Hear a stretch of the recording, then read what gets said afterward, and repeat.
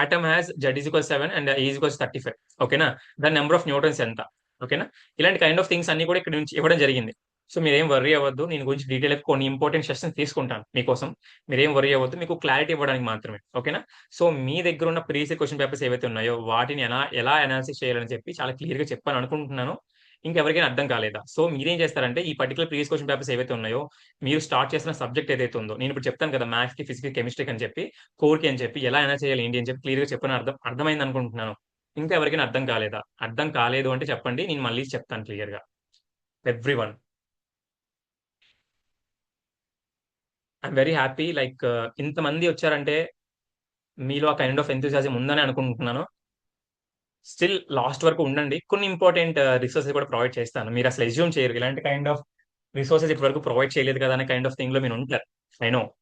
But ఏం worry అవ్వద్దు. నేను చూసుకుంటాను. ఓకేనా? మళ్ళీ ఒకసారి చెప్పండన్న. ఓకే. నేనొక్కటే మళ్ళీ రిపీట్ చేస్తాను. అన్ని రిపీట్ చేయను. జస్ట్ మీకు క్లారిటీ ఇవ్వడానికి మాత్రమే చెప్తాను. ఇప్పుడు ఒక క్వెషన్ ఉందనుకున్నట్లయితే, క్వెషన్‌కి మనకి 4 ఆన్సర్‌లుంటాయి. ఓకేనా? ఆ 4 ఆన్సర్‌లు ఒక క్వెషన్ పక్కాగా ఒక పక్క ఆప్షన్ అనేది పక్కా రైట్ అయ్యుండొచ్చు. ఓకే. ఫర్ ఎగ్జాంపుల్ ఈ పర్టిక్యులర్ థింగ్ ఏదైతే ఉంది ఈ క్వెషన్ ఇది వద్దులెండి. అది రాంగ్ ఇచ్చాడు. ఇప్పుడు ఈ పర్టిక్యులర్ క్వెషన్ ఉంది కదా! కనిపిస్తుందా? ఈ పర్టిక్యులర్ క్వెషన్ ఏదైతే ఉందో దీనికి ఆన్సర్ ఏంది? ఎల్లే కదా! ఓకేనా? రిమైనింగ్ 3 ఏవైతే ఉన్నాయో ఆ 3 కూడా రాంగ్ ఆన్సర్సే. కాదనట్లేదు. కాకపోతే ఈ పర్టిక్యులర్ 3 ఆప్షన్స్ కూడా వేరే ఒక వేరే ఒక క్వెషన్‌కి రైట్ ఆన్సర్స్ అయ్యుండొచ్చు కదా! అదే చెప్తున్నా. ఇప్పుడు ఎంఎల్ ఉందనుకోండి. ఎంఎల్‌ని మనం ఎలా డిఫైన్ చేయొచ్చు? ఇక్కడ నేను చాలా క్లియర్‌గా రాసాను కదబ్బా! మీకు అర్థం కావాలంటే సింపుల్‌గా ఏం చేస్తానంటే నేను, సింపుల్‌గా ఆ పర్టిక్యులర్ థింగ్ దగ్గరికెళ్ళిపోతాను. థింగ్ దగ్గరికెళ్ళిపోయి చూడండి. ఇక్కడ క్లియర్‌గా చెప్తాను చూడండి. ఇప్పుడు మనకు అక్కడ అడిగిందేంటి? ఎల్ అడిగాడు.